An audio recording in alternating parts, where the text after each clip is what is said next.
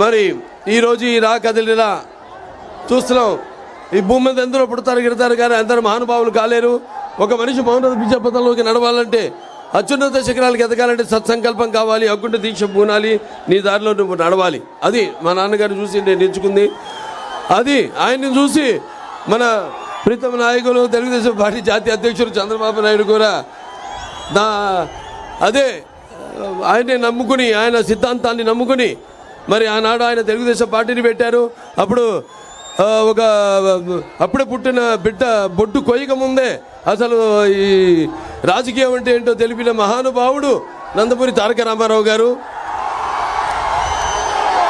అంతవరకు చాలామందికి అసలు రాజకీయాల మీద పెద్ద ఆసక్తి లేదు, చాలామందికి అసలు తెలిసేది కాదు. అటువంటిది వాళ్ళందరినీ చైతన్యవంతుల్ని చేసి రాజకీయాల్లో కూడా రియల్ హీరో అనిపించుకున్నారు నందమూరి తారక రామారావు గారు.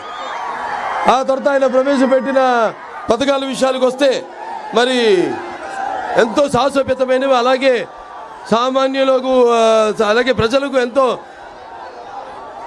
సానుకూలమైనవి, అలాగే ఉపయోగకరమైనవి. రాజకీయాల్లో ఎన్టీఆర్ ముందు ఎన్టీఆర్ తర్వాత అని చెప్పుకుని ఎన్నో పథకాలను ఆయన ప్రవేశపెట్టారు, అమలు చేశారు. అలాగే ఆయన తర్వాత ఎందరో వాటిని అనుకరించారు, వాటిని అమలు చేసేలా చేశారు. That is NTR. అలాగే అందుకే ఆయన పేదవాడి ఆకలి బాధ తెలిసిన అన్న ఆయనే. అలాగే జనంకి జనం భవిష్యత్తు వాడికి దారి చూపిన భరోసా ఇచ్చిన అమ్మ ఆయనే. అలాగే ఆయనకి అండగా ఉన్న ఆడపడుచులకు ఆయన ఆర్థికంగా బలోపేతం చేసిన అన్న కూడా నందమూరి తారక రామారావు గారు. ఆ తర్వాత నందమూరి తారక రామారావు గారి యొక్క బుద్ధిబిడ్డ తెలుగుదేశం పార్టీని మన నాయకులు చంద్రబాబు నాయుడు గారు ఎంతో క్రమశిక్షణతో, అదే క్రమశిక్షణతో ఆయనతో పొందిన స్ఫూర్తితో ఈ పార్టీని ముందుకు నడుపుతున్నారు. మరి తెలుగుదేశం పార్టీకి ఉన్నంత కార్యకర్తలు ఈ ప్రపంచంలో ఏ పార్టీకి లేదు. తెలుగుదేశానికి గుండెకాయ తెలుగుదేశం పార్టీ కార్యకర్తలు. మరి చూస్తున్నాం ఎన్నోసార్లు మంత సంక్షోభంలో ఉన్నప్పుడు రాష్ట్రం తెలుగుదేశం పార్టీ అధికారంలోకి ఎంతో క్రమశిక్షణతో, అదే క్రమశిక్షణతో ఆయనతో పొందిన స్ఫూర్తితో ఈ పార్టీని ముందుకు నడుపుతున్నారు. మరి తెలుగుదేశం పార్టీకి ఉన్నంత కార్యకర్తలు ఈ ప్రపంచంలో ఏ పార్టీకి లేదు. తెలుగుదేశానికి గుండెకాయ. ఈ పరిస్థితుల్లో ఇది ఒక మామూలు సంక్షోభం కాదు, ఇది ఒక రాక్షస పరిపాలన, ఒక సైకో పరిపాలన. మనం పురాణాల్లో వాటిలో చదివాం ఏదో రాక్షస పరిపాలనలో అని. కానీ వాటి చదివిన దానికంటే కూడా ఇక్కడ మనం ప్రత్యక్షంగా చూస్తున్న దాని ముందు అవి అసలు దిగుతుడుపు అనిపిస్తుంది ఇవాళ ఉన్న ఈ యొక్క రాక్షస పరిపాలన ఇక్కడ. అందుకే నాకు ఒక పద్యం గుర్తు వస్తుంది. అంతేలే పేదల గుండెలు అసురుల నిండిన కొండలు, శ్మశానమున శశికాంతులలో చలిబారిన వెళ్ళి రాబండులు. అంతేలే పేదల కన్నులు వినమ్రములు వితల వ్రణంబులు, తుఫానుకు బెడిసిన గోమాత కన్నుల చమ్మలు. అంతేలే పేదల బ్రతుకులు తిరిపమ్మున పిడికెడు మెతుకులు తెలివారని, దీర్ఘ ఆర్తిలో తల పగిలేడి తలపుల గతుకులు అని. ఇవాళ మనం గతుకులు చూస్తున్నాం ప్రతి ఒక్కళ్ళ జీవితాల్లో. ఎక్కడ అభివృద్ధి లేదు. మన రాష్ట్రం చూస్తున్నాం ఇవాళ. మరి ఆనాడు ఎన్టీ రామారావు గారు, చంద్రబాబు నాయుడు గారు తర్వాత మన ఉనికిని కాపాడారు, మన ఉనికిని చాటారు ప్రపంచానికి. అటువంటిది ఈనాడు చూస్తున్నాం ఎంత దుర్భర పరిస్థితిలో మన రాష్ట్రం ఉందో. ఈనాడు చూస్తున్నాం మనం. మరి ఈ యొక్క ఏదైతే ఒక అసమర్థ పాలన, చెత్త ప్రభుత్వం, అలాగే ఒక రాజధాని లేని రాజ్యం, బాధుడు ఇదేం కర్మ. వైసీపీ ప్రభుత్వం వచ్చాక 4 రోజుల్లో సంవత్సరంలో పోలవరాన్ని పూర్తి చేస్తాను ప్రగల్భాలు పలికి 4 ఏళ్ళు అవుతున్నా కూడా ఇప్పటి వరకు దాన్ని పూర్తి చేయలేని చేతగాని ప్రభుత్వం ఉండడం మన రాష్ట్రానికి పట్టిన ఒక మన మన దురదృష్టం, కర్మ.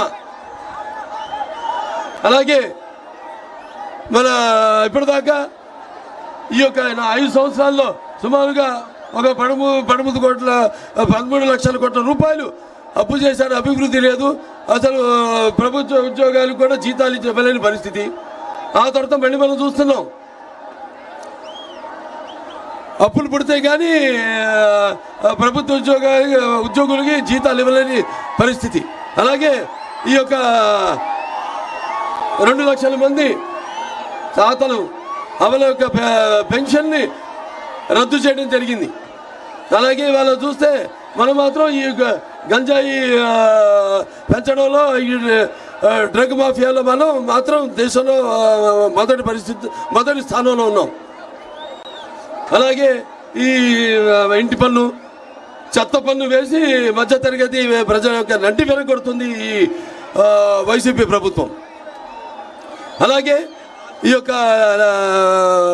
వైసీపీ నాయకులు ల్యాండ్ మాఫియా, ఈ యొక్క శాండ్ మాఫియాతో కొన్ని వేల కోట్ల ప్రజాధనాన్ని దోచుకుంటున్నారు. అలాగే ఈ యొక్క 5 కోట్ల ఆంధ్రుల కళల రాజధాని అయిన మన అమరావతి అసలు పట్టించుకునే స్థితిలో లేరు. అలాగే ఈ యొక్క ఏదైతే ఈ వైజాగ్ స్టీల్ ప్లాంట్ తీసుకురాలేదు, దాని తర్వాత ప్రత్యేక హోదా లేదు, దాని తర్వాత అసలు ఈ కేంద్రం నుంచి నిధులు రాబట్టుకోలేని పరిస్థితుల్లో ఉంది ఈ ప్రభుత్వం. అలాగే ఎవరైతే భూములు ఇచ్చారో రాజధానికి వాళ్ళపై మరి ప్రభుత్వ విధానాలను ప్రశ్నిస్తే అక్రమ కేసులు పెట్టడం, వాళ్ళని భయాందోళనలకు గురి చేయడం ఈ జగన్మోహన్ రెడ్డి ప్రభుత్వానికి అలవాటు అయిపోయింది. అలాగే ఎవరైతే ఈ రాజధానికి భూములు ఇచ్చారో వాళ్ళు ఏదో ఉద్యమం చేస్తే వాళ్ళ మీద కేసులు పెట్టడం, అలాగే వాళ్ళు చట్టపరంగా ముందుకెళ్తే వాళ్ళకి అడ్డంకులు సృష్టించడం, అలాగే వాళ్ళ ఒక పైశాచిక ఆనందాన్ని పొందుతుంది ఈ వైకాపా ప్రభుత్వం. మరి ఈరోజు జగన్మోహన్ రెడ్డి విషయానికి వస్తే అతను బయటే కాదు ఇంట్లో కూడా విషయాల జోలికి వస్తే మరి ఒకసారి గతం గుర్తు చేసుకోవాలి. మన తెలుగుదేశం పార్టీని గుర్తు చేసుకోవాలి. ముందు అసలు ఈ పసుపు రంగు ప్రాశస్తాన్ని మనం గుర్తు తెచ్చుకోవాలి. పసుపు శుభ సంకల్పం, పసుపు ఆనందాల వేడుకకు ఆహ్వాన గీతం, పసుపు ఆరోగ్యానికి గొప్ప ఆయుర్వేద ఔషధం, మన పసుపు సంక్షేమానికి నిర్వచనం, మన పసుపు అభివృద్ధికి నిదర్శనం, మన పసుపు ఆత్మ గౌరవానికి ఎగరేస్తే కేతనం, మన పసుపు ఆత్మాభిమానానికి నిలువెత్తు రూపం, మన పసుపు ఆత్మవిశ్వాసానికి నిజమైన సంతకం. మన ప్రభుత్వం రాయలసీమను రాయలసీమగా చేస్తే ఈ ప్రభుత్వం రాయలసీమను నెత్తుటి గాయలసీమ చేసింది. మన ప్రభుత్వం పగల సెగలను చల్లార్చి రాయలసీమను శాంతి నికేతంగా మారిస్తే ఈ ప్రభుత్వం కత్తులు మనల మీద నెత్తులను చిందించింది. మన ప్రభుత్వం కాలువల్లో కృష్ణమ్మను ప్రవహింపజేసి పీటలు వారిన రాయలసీమ బీడు భూములను సస్యశామలం చేసింది. ఈ ప్రభుత్వం ముఠాకక్షలను పెంచి పోషిస్తూ కాలువల్లో నెత్తుటి వరదలు పారించింది. మన ప్రభుత్వం అభివృద్ధికి పెద్దపీట వేసి కియా లాంటి భారీ పరిశ్రమలను, ఐఐటి లాంటి జాతీయ విద్యా సంస్థలను నెలకొల్పితే ఈ ప్రభుత్వం వాటిని అభివృద్ధి చేయకపోగా వాటిని నిర్లక్ష్యంతో నిర్వీర్యం చేసింది. సిద్ధం అన్నాడు జగన్. దేనికి సిద్ధం? బాబాయిని చంపేసి తల్లిని చెల్లిని గెట్టేసి బాబాయిని చంపిన నిందితులను కాపాడుతూ చెల్లికి ద్రోహం చేశావు. వారికి సమాధానం చెప్పడానికి సిద్ధమా? ప్రతి ఏటా జాబ్ క్యాలెండర్ ఇస్తానని నమ్మి బలికి కొత్తవి రాకపోగా ఉన్న పరిశ్రమలను వెళ్ళగొట్టి గంజాయికి బానిసలు చేసిన యువతకు సమాధానం చెప్పడానికి సిద్ధమా? అధికారంలోకి వచ్చిన వారం రోజుల్లో సిపిఎస్ రద్దు చేస్తామని హామీ ఇచ్చిన ఉద్యోగులకు సమాధానం చెప్పడానికి సిద్ధమా? రాష్ట్రానికి రాజధాని లేకుండా 3 రాజధానుల పేరుతో అమరావతి రైతుల త్యాగాన్ని అవహేళన చేసి నువ్వు రైతులకు ప్రజలకు సమాధానం చెప్పడానికి సిద్ధమా? నా ఎస్సీ, నా బీసీ, నా మైనారిటీ అని చెప్పుకు తిరిగే నువ్వు దళితులను చంపి డోర్ డెలివరీ చేసిన వారిని కాపాడుతూ ఒక ఫ్యామిలీ రైలు కింద పడి ఆత్మహత్య చేసుకున్న కుటుంబానికి సమాధానం చెప్పడానికి సిద్ధమా? సిద్ధమా? 10వ తరగతి చదివే అబ్బాయి తన అక్కని వేధిస్తున్నాడని అడిగితే పెట్రోల్ పోసి సజీవ దహనం చేసిన కుటుంబాలకు కన్నీళ్లు తుడవడానికి సిద్ధమా? పోలవరాన్ని గోదావరిలో కలిపేసి నిన్ను నీ ప్రభుత్వాన్ని బ్లాక్ లిస్ట్లో పెట్టిన కాంట్రాక్టర్లకు బిల్లులు ఇవ్వడానికి సిద్ధమా? వ్యవసాయ శాఖను మూసేసి రైతుల అప్పులలో ఆత్మహత్యల్లో దేశంలో ప్రథమ స్థానంలో నిలిపిన నువ్వు రైతులకు న్యాయం చేయడానికి సిద్ధమా? ఆర్టీసీ కరెంటు ఛార్జీలు పెంచి ఇంటి పన్ను, నీటి పన్ను, ఆస్తి పన్ను, ఆఖరికి చెత్త పన్ను పెంచేశావు. ఈ పన్నులు తగ్గించడానికి నువ్వు సిద్ధమా? మాయలు మోసాలకు మళ్ళీ సిద్ధమా? అరాచకాలకు అక్రమాలకు మళ్ళీ సిద్ధమా? రాబోయే 100 ఏళ్ల నాటి ప్రజలకు దొరకకుండా ఇసుక పాత్రలు తవ్వడానికి మళ్ళీ సిద్ధమా?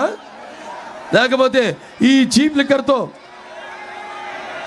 జే బ్రాండ్ మద్యాన్ని వరదలుగా భావిస్తూ మరో 1,00,000 కోట్ల దోపిడీకి మళ్ళీ సిద్ధమా? ఈ ప్రభుత్వం తయారు చేయించిన కల్చి మద్యాన్ని తాగించి వేల లక్షల మంది ఆడపడుచులు తాలి బొట్లను తెంచడానికి మళ్ళీ సిద్ధమా? సిద్ధం పేరుతో ప్రభుత్వం ధనం 1,600 కోట్లతో హోల్డింగ్ ఏర్పాట. ఈ నిధులను పెడితే అన్నమయ్య డ్యామ్ గేట్లు వచ్చేసేవి. అందరినీ కాలువ అధునీకరణ పూర్తయ్యేది. మీకు అభివృద్ధి కావాలా? అరాచకం కావాలా? మీకు సంక్షేమం కావాలా? విధ్వంసం కావాలా? మీకు సమర్థ పాలన కావాలా? రాక్షస పాలన కావాలా? మీకు స్వర్ణ యుగం కావాలా? చీకటి రాజ్యం కావాలా? మీకు స్వర్ణ యుగం కావాలా? చీకటి రాజ్యం కావాలా? మీకు కన్స్ట్రక్షన్ కావాలా? డిస్ట్రక్షన్ కావాలా? సిద్ధం ఉన్నావు కదా? ధర్మ యుద్ధానికి మేము సంసిద్ధం. అవునా? రాష్ట్ర అభివృద్ధిని నిలువెత్తి గోతిలో పూడ్చి 100 ఏళ్లు వెనక్కు నడిపించిన నీ పాలనకు చరమ గీత పాడుతూ సమర సింహ శంఖారావానికి ఉరకలెత్తిన ఉత్సాహంతో ఓటు అనే వజ్రాయుధంతో నీ రాక్షస పాలనను అంతమొందించడానికి మేము సంసిద్ధం. అవునా? నిన్ను నీ వైసీపీని పాతాళంలోకి తొక్కేయడానికి ప్రజలు, తెలుగుదేశం, జనసేన తమ్ముళ్ళు సిద్ధం.